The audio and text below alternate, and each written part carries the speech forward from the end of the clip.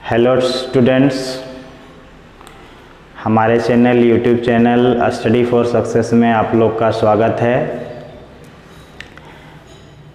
आज मैं आपको क्लास 12th का 5वां चैप्टर मैट्रिक्स, जिसको हिंदी में आव्यूह कहते हैं, बताने जा रहा हूं। बहुत ही आसान चैप्टर है। आप अगर ध्यान से देखें बहुत अच्छे से आपको समझ में आएगा। सबसे पहले मैं मैट्रिक्स के बारे में आपको परिभाषा बता देता हूँ। मैट्रिक्स है क्या? मैट्रिक्स संख्या, कोई भी संख्या हो, जो रियल नंबर हो सकता है, कॉम्प्लेक्स नंबर हो सकता है, या कोई फंक्शन हो, फलन के बारे में आप 11th में भी पढ़े होंगे और 12th में भी इसके पिछले चैप्टर में जो है पढ़ना था, पहले के चैप्टर में। तो वो फलन और संख्या दोनों का या किसी एक प्रकार का एक ऑर्डर्ड रेक्टेंगुलर एरे होता है। जैसे आप इस बात को अगर समझना चाहते हैं तो आप ऐसे समझ सकते हैं कि मान लीजिए एक कोई कंपनी है जिसमें मान लेते हैं कि एक राम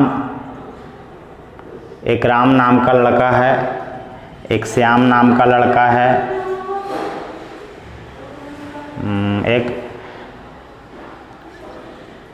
एक मोहन है।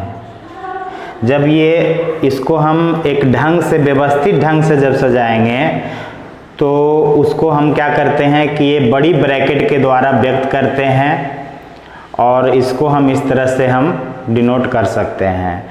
इसी तरह से एक बी मान लेते हैं कि राम का जो सैलरी है, राम जो लड़का है उसका सैलरी मान लेते हैं 5,000 रुपया है, श्याम का सैलरी 2,000 रुपया है, मोहन का सैलरी 3,000 रुपया है। तो यहाँ पर दो एरे है, दो मैट्रिक्स है, ए और बी। ए मैट्रिक्स में जो है, इससे पता चल रहा है, ये मैं आपको सिंगल मैट्रिक्स बता रहा हूँ। आप चाहें तो इसको एक तरफ जो है नाम, एक तरफ और भी कुछ दे सकते हैं, या इसमें नंबर को दे सकते हैं। तो इससे हम निकाल सकते हैं कि इसका जो सैलरी है, और मान लेते हैं कि कोई मतलब अलग कोई कंपनी है, उसका कोई व्यक्ति है, तो उसका कोई सैलरी है उस डी वाले कंपनी का। तो इसमें ये दोनों का सैलरी का योग क्या होगा, जोड़ क्या होगा, घटाव क्या होगा, गुना भागा, इस तरह का बहुत सारा प्रश्न आपको आगे मिलेंगे। फिलहाल आपको ध्यान देना है यहाँ पर कि मैट्रिक्स है क्या। तो मैट्रिक्स हॉरिजेंटल का मतलब होता है क्षैतिज। ये देखिए, ये आपका हो गया हॉरिजेंटल। इधर 1 4 7 2 5 8 3 6 9, ये जो देख रहे हैं उसको हॉरिजेंटल बोलते हैं। तो हॉरिजेंटल पोर्शन को हम लोग मैट्रिक्स में, उसको हम लोग रो बोलते हैं, और वर्टिकल ऊपर से नीचे, जिसको हम लोग उदग्र बोलते हैं हिंदी में, 1 2 3 4 5 6 7 8 9, ऊपर से जो नीचे का जो होता है लाइन, उस पोर्शन को हम लोग बोलते हैं कॉलम। तो आप याद रखिएगा, इधर से अगर हम लेते हैं, यानी बाएं से दाएं तरफ जब चलते हैं तो हम लोग उसको रो में गिनते हैं, और ऊपर से नीचे जब हम चलते हैं तो उसको कॉलम में गिनते हैं। ये मैट्रिक्स जो होते हैं उसको हम कैपिटल लेटर से, अंग्रेजी के अल्फ़ाबेट के ABC, कोई भी कैपिटल लेटर से डिनोट कर सकते हैं, सूचित कर सकते हैं। मैं आपको यहाँ एक एग्जाम्पल दिया हूँ कि A जो है एक मैट्रिक्स है जिसमें मैं 1 2 3 4 मैंने 9 एलिमेंट लिया हूँ। इसके अंदर के मैटर को एलिमेंट बोलते हैं, और ये सारे एलिमेंट को जब हम इस बॉक्स से ढक देते हैं तो टोटल को मिला करके हम लोग जो है ये मैट्रिक्स बोलते हैं। इसके ऊपर का जो पोर्शन होता है, ऊपर से नीचे का, उसको हम लोग कॉलम बोलते हैं। इसमें 3 कॉलम है, 1 कॉलम, 2 कॉलम, 3 कॉलम। जो ऑर्डर होता है, ऑर्डर का मतलब आपका हो गया, ऑर्डर का एक फार्मूला होता है m × n। m का मतलब होता है नंबर ऑफ रोज, और n का मतलब होता है नंबर ऑफ कॉलम्स। तो अगर हम यहाँ पर इसका ऑर्डर देखें तो इसमें रो की संख्या कितनी है, 1 2 3, एक रो, मैंने अगर हम यहाँ से डिनोट करें तो 1 2 3, इसमें तीन जो है रो हो गया, तो यहाँ पर m इंटू एन होता है, m इंटू एन होता है, तो यहाँ पर इसको हम m इंटू एन यहाँ भी लिख सकते हैं, तो m के इक्वल टू 3 लिख दिए हैं। और ऊपर से देखते हैं तो यहाँ भी 1 2 3 तीन कॉलम है, तो n की जगह 3 लिख दिया। तो m का मतलब हो गया नंबर ऑफ रो, n का मतलब हो गया नंबर ऑफ कॉलम्स। एक मैट्रिक्स और मैंने लिया है, यहाँ पर नंबर ऑफ रो कितना हो गया, तो ये 2 रो हो गया, तो यहाँ 2 लिख दिए। कॉलम कितना है, तो ऊपर से 1 2 3 कॉलम है, तो 3 लिख दिया। अब क्या है, जब इसके अंदर के एलिमेंट के वैल्यू को निकालना होता है तो हम लोग उसका एक फार्मूला होता है कि a equal to A I J m into n। तो यहाँ पर है क्या, यहाँ i जो है, i का मतलब होता है ith नंबर ऑफ रो और j का मतलब होता है jth नंबर ऑफ कॉलम। जैसे एक सेट है, इसमें हम यहाँ देख रहे हैं कि यहाँ 1 कॉलम है, 2 कॉलम है, यहाँ 1 रो है, 2 रो है। तो अगर हम इसको ध्यान से देखें तो A11 इधर से भी 1 इधर से भी 1, हम इसको चाहें तो A11 यहाँ A12 A21 A22 इस तरह से लिख सकते हैं। माने इधर से भी आपको 1 लेके चलना है, ऊपर से भी 1 नीचे से भी 1, तो 1 1 ऊपर से इधर से लेके चल रहे हैं 1 और ऊपर से क्या हो गया 2 1 2।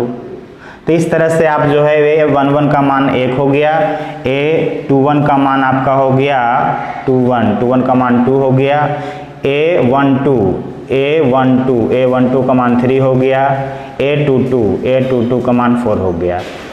तो इससे आप जो है एलिमेंट को निकाल सकते हैं। इसके अंदर के जितने भी अंदर में डाटा होता है, जितने भी नंबर होते हैं या फंक्शन होते हैं, उनको हम एलिमेंट कहते हैं। अब यहाँ पर देखिए, जैसे मान लेते हैं कि कोई सेट है, इसमें हम जैसा कि बताएं कि A जो है इसको हम एलिमेंट बोल सकते हैं। A जो है वो एलिमेंट को इंडिकेट करता है, तो A अंदर का एलिमेंट है, तो A अंदर का एलिमेंट है। इसका पोजीशन क्या है, तो हम देख रहे हैं कि ऊपर से 1 2 3 इधर आ रहा है, इधर से 1 2 3 इधर आ रहा है। ये आपका जो हो गया रो हो गया, ऊपर से नीचे कॉलम हो गया। तो A11 यहाँ पे A11 हो गया। अब पहले रो लेंगे, उसके बाद कॉलम लेंगे। ऑर्डर में आपको पहले बता चुका हूँ, ऑर्डर में पहले रो लेना है, उसके बाद कॉलम लेना है।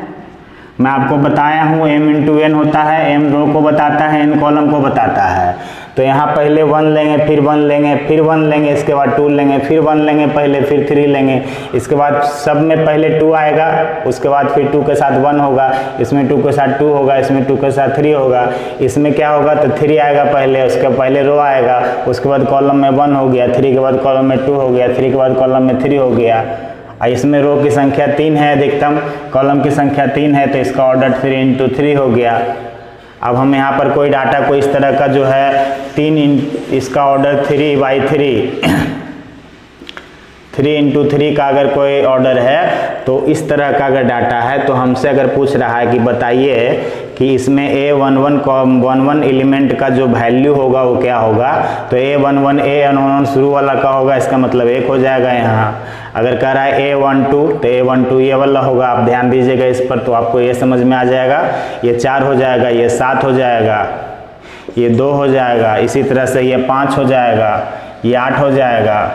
अब यहाँ 3 देख रहे हैं, 3 1 पूछ रहा है, तो 3 1 यहाँ देख रहे हैं 3 1, तो 3 1 में क्या होगा, यहाँ 3 हो जाएगा, 6 हो जाएगा, 9 हो जाएगा। तो आप इस तरह से एलिमेंट निकाल सकते हैं। ऑब्जेक्टिव क्वेश्चन में ऐसा आता है।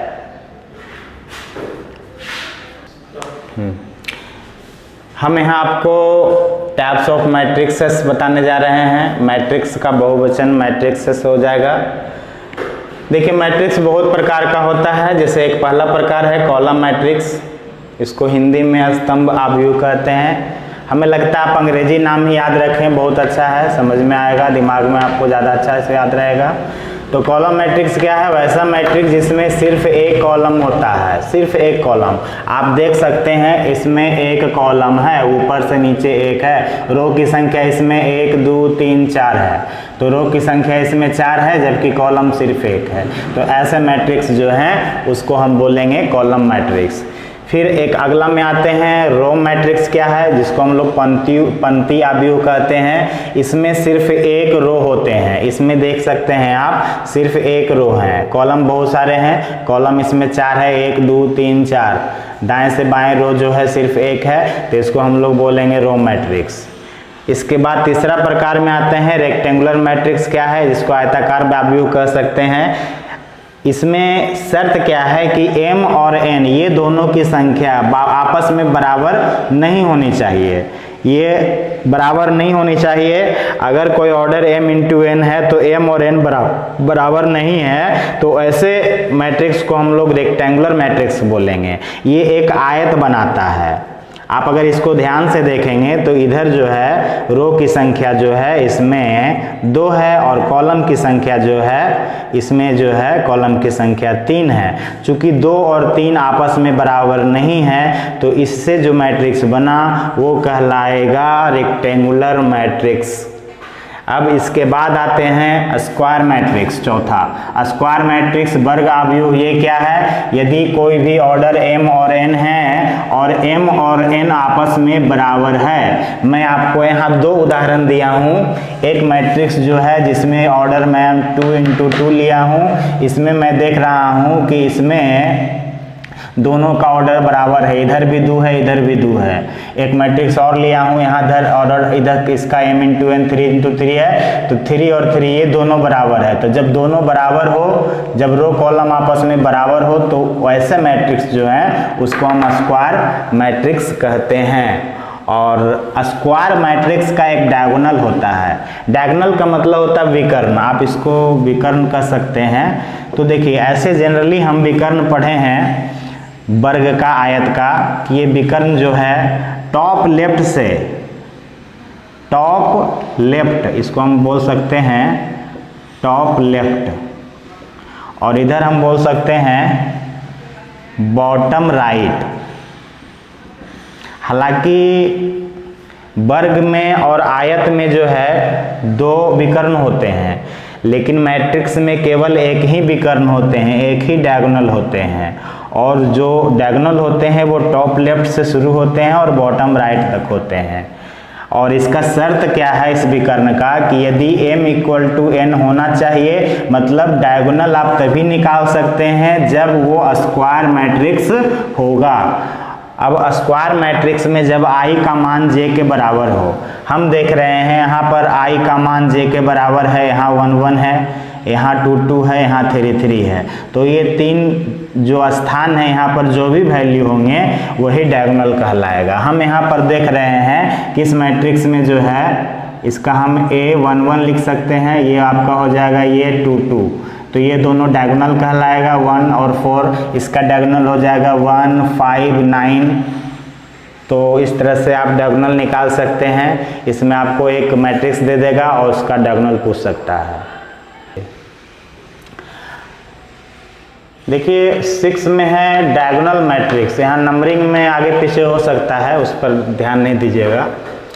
डायगोनल मैट्रिक्स क्या है? अभी मैंने आपको डायगोनल के बारे में बताया था कि डायगोनल हमेशा जो है टॉप ऊपर से बाएं और नीचे से दाएं, ये जो एरिया होता है वो डायगोनल कहलाता है। तो डायगोनल मैट्रिक्स में क्या होता है कि वैसा मैट्रिक्स जिसमें इस डायगोनल एरिया में कोई डिजिट हो, कोई भी डिजिट हो सकता है, और बाकी जो एरिया है जैसे a i j equal to 0 हो। कब? जब i और j बराबर नहीं हो। i और j बराबर कहाँ होता है? तो डायगोनल में i और j बराबर होता है। इसके पहले मैं आपको बता चुका हूँ कि डायगोनल में i और j बराबर होता है। तो डायगोनल में i और j बराबर होता है, उसको छोड़ करके जो एरिया है वहाँ 0 0 हो, तो आप समझ लीजिए कि वो मैट्रिक्स जो है वो आपका हो जाएगा डायगोनल मैट्रिक्स। डायगोनल मैट्रिक्स के तरह ही एक होता है स्केलर मैट्रिक्स, अदिश आव्यूह।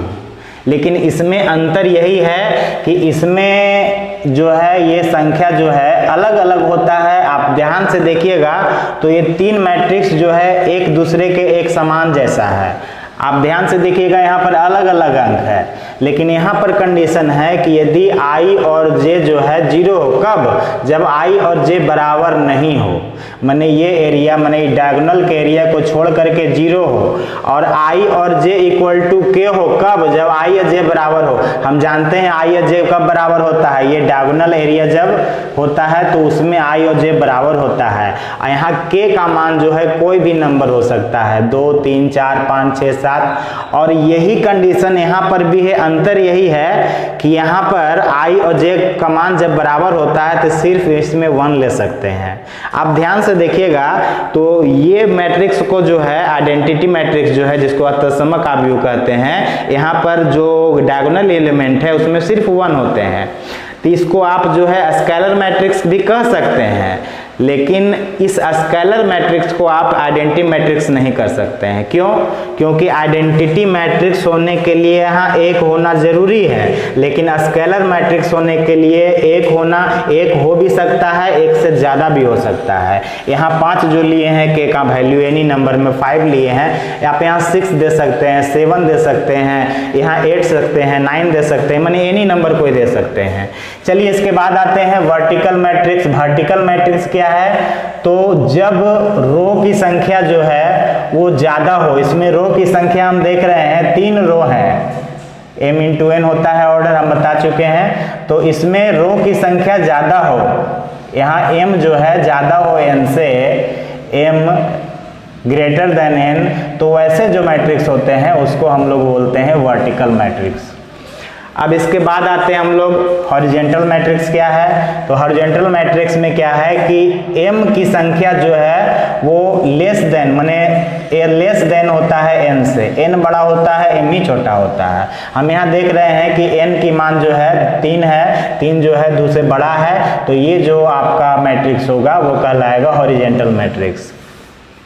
इसके बाद जो है 11वें नंबर पर हम रखे हैं इसको 0 या नल मैट्रिक्स। वैसा मैट्रिक्स जिसमें कोई भी i j का मान कोई भी ले लो, 1 ले लो, 2 ले लो, 3 ले लो, यहाँ j का मान कुछ भी ले लो, सारे में 0 ही वैल्यू आएगा। तो हम देख रहे हैं यहाँ पर स्क्वायर मैट्रिक्स 2 इंटू 2 लिए हैं, लेकिन इतना याद रखिएगा कि ये सारे मैट्रिक्स जो हैं आपको बारीकी से घर में जो है अध्ययन करना पड़ेगा, ध्यान से देखना पड़ेगा। इसमें सारा मैटर 0 होता है, जितना भी वैल्यू है सारा 0 होता है, ठीक है। लेकिन ये 0 और नल मैट्रिक्स होने के लिए जो है वो अंदर का वैल्यू 0 होना चाहिए। इसको आप ध्यान से पढ़िएगा, आगे भी कुछ और मैट्रिक्स बाकी है, मैं बता रहा हूँ। देखिए इसके बाद हम आपको बता रहे हैं 12वें नंबर पर एक मैट्रिक्स है ट्रायंगुलर मैट्रिक्स, त्रिभुजाकार आव्यूह। त्रिभुजाकार आव्यूह 2 तरह के होते हैं, एक होते हैं लोअर ट्रायंगल मैट्रिक्स। इसमें आपको क्या देखना है कि i और j कोई भी एलिमेंट जो है इसमें j माने 0 होगा। कब 0 होगा? कंडीशन है यदि i जो है वो छोटा होगा j से, i छोटा होगा जैसे, अगर आप इस पर ध्यान दीजिएगा तो हम बताए थे कि ये 1 1 होता है, ये 1 2 होता है, ये 1 3 होता है, ये 1 ये 2 1 हो जाएगा, 2 2 हो जाएगा, ये 2 3 हो जाएगा, ये 2 2 1 हो 3 1 हो जाएगा, ये 3 2 हो जाएगा, ये 3 3 हो जाएगा। अब इसमें हमको तुलना करके देखना है कि कहाँ पर j का मान ज़्यादा है। तो j का मान हम जानते हैं कि पहले i होता है उसके बाद j होता है। तो j का मान ज़्यादा कहाँ कहाँ हमको लग रहा है? तो j का मान ज़्यादा कहाँ कहाँ लग रहा है? लास्ट वाला जो है ज़्यादा होना चाहिए, लास्ट वाला ज़्यादा हमको कहाँ कहाँ है? तो हम ध्यान देते हैं तो यहाँ देख रहे हैं कि यहाँ ज़्यादा है, इसमें ज़्यादा है, और किस में ज़्यादा है? इधर j का मान इसमें ज़्यादा है, और कहाँ ज़्यादा है? इसमें ज़्यादा है। तो ये सारा जगह में क्या होगा? मतलब 0 होगा। तो हम देख रहे हैं 0 है, और बाकी जो एलिमेंट होंगे उसमें कोई भी वैल्यू हो सकता है। तो ऐसे जो है मतलब मैट्रिक्स को लोअर ट्रायंगुलर मैट्रिक्स कहते हैं। लोअर का मतलब हुआ कि नीचे के अंदर वैल्यू है और ऊपर में 0 है। इसी तरह से अपर ट्रायंगुलर मैट्रिक्स में जो है आई का वैल्यू अधिक होगा। अब हम अगर इसकी तुलना करें तो हम बताए थे A11 हो गया, ये 1 2 A13 A21 A22 A23 A31 A32 A33। तो इसमें हम देखते हैं कि आई और जे का, आई का वैल्यू ज़्यादा होना चाहिए, पहले वाला ज़्यादा होना चाहिए, तो ये आपका ज़्यादा है, शुरू में 2 ज़्यादा है 1 से, और यहाँ देख रहे हैं कि 3 जो है 1 से ज़्यादा है, हम यहाँ देख रहे हैं कि 3 ज़्यादा है किससे, 2 से। तो ये सारा जगह जो है आपका क्या हो जाएगा, 0, बाकी में कोई भी वैल्यू हो सकता है। इसके बाद मैं आपको बता रहा हूँ कि मतलब कोई भी 2 मैट्रिक्स है तो वो दोनों मैट्रिक्स को जो है आप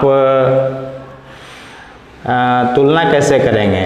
तुलनीय मैट्रिक्स क्या होता है, तो जब 2 मैट्रिक्स जो है उसका रो और कॉलम बराबर हो तो उसे हम कंपैरेबल मैट्रिक्स कहते हैं, तुलनीय अवयव कहते हैं। हम ध्यान देंगे यहाँ पर कि यहाँ पर कह रहा है कि रो और कॉलम बराबर हो, रो और कॉलम की संख्या बराबर हो। हम यहाँ पर एक ए मैट्रिक्स ले रहे हैं, एक बी मैट्रिक्स ले रहे हैं, इसका रो और कॉलम 2 into 3 है, इसका भी रो कॉलम 2 into 3 है, तो ये दोनों मैट्रिक्स जो है वो आपस में क्या होंगे, कंपैरेबल होंगे।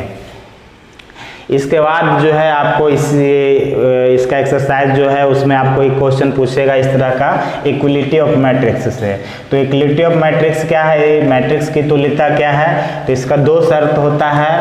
पहला तो ऑर्डर सेम होना चाहिए, जैसे आप यहाँ देख रहे हैं कि इसका 2×3 है, इसका भी 2×3 है, तो यहाँ भी जो है 2 मैट्रिक्स का जब भी हम उसका हम इक्वलिटी चेक कर सकते हैं जब दोनों का जो है ऑर्डर सेम होना चाहिए। यहाँ 2/3 है तो यहाँ 2/2 है तो यहाँ भी 2/2 होना चाहिए, और यहाँ पर ऑर्डर सेम होना चाहिए, और संगत एलिमेंट जो है, संगत का मतलब कोरस्पॉन्डिंग एलिमेंट जो है बराबर होना चाहिए। माने इस पोजीशन का जो एलिमेंट है वो इस पोजीशन के बराबर होगा, इस पोजीशन का एलिमेंट जो है इस पोजीशन के बराबर होगा, इस पोजीशन का एलिमेंट इस पोजीशन के बराबर होगा, और इसके इस तरह से 2 मैट्रिक्स दे देगा और बोलेगा आपको कि ये दोनों जो है इक्वलिटी मैट्रिक्स है, तो चेक करके बताइए हमको कि ए का मान क्या होगा। तो हम यहाँ पर देख रहे हैं कि ए जो है ए के स्थान पर इस मैट्रिक्स में 5 है, तो ए का मान 5 हो गया। बी के स्थान पर बी का मान क्या होगा, तो बी के स्थान पर हम देख रहे हैं इसका कोरस्पॉन्डिंग जो है 4 है, तो बी के 4 है तो बी का मान 4 हो जाएगा। अच्छा, सी के बारे में देख रहे हैं तो सी के कोरस्पॉन्डिंग 1 है तो सी का मान 1 हो जाएगा। डी के कोरस्पॉन्डिंग देख रहे हैं तो डी के कोरस्पॉन्डिंग में ऊपर में 2 है तो डी का मान 2 हो जाएगा। तो इस तरह से आप जो है संगत मैट्रिक्स अगर इक्वलिटी मैट्रिक्स जो है दिया हुआ है और वैल्यू निकालने के लिए कहता है तो आप निकाल सकते हैं। तो इस तरह मैं आपको मैट्रिक्स का थ्योरी जो है आपको आज इस चैप्टर का थ्योरी मैं आपको बताया हूँ। अगले क्लास में, अगले थ्योरी में लेक्चर में आपको एक्सरसाइज जो है NCERT का एक्सरसाइज सॉल्यूशन करवाऊँगा। और अगर आपको वीडियो अच्छा लगे तो लाइक कर दीजिए, सब्सक्राइब कीजिए, और आगे भी मैं आपको इसी तरह का वीडियो बनाते रहूं ताकि हमको उत्साहवर्धन हो। अगर आपको किसी भी समस्या हो किसी भी चैप्टर में या किसी भी थ्योरी में तो आप हमको कमेंट बॉक्स में हमसे पूछ सकते हैं। और इसमें मैं आपको कुछ और भी वीडियो बना करके मैंने नीचे का क्लास का डाला है तो उसका भी डिस्क्रिप्शन में आपको लिंक दे दूँगा। आप हमारे चैनल को सब्सक्राइब कर दीजिए और लाइक कीजिए। धन्यवाद।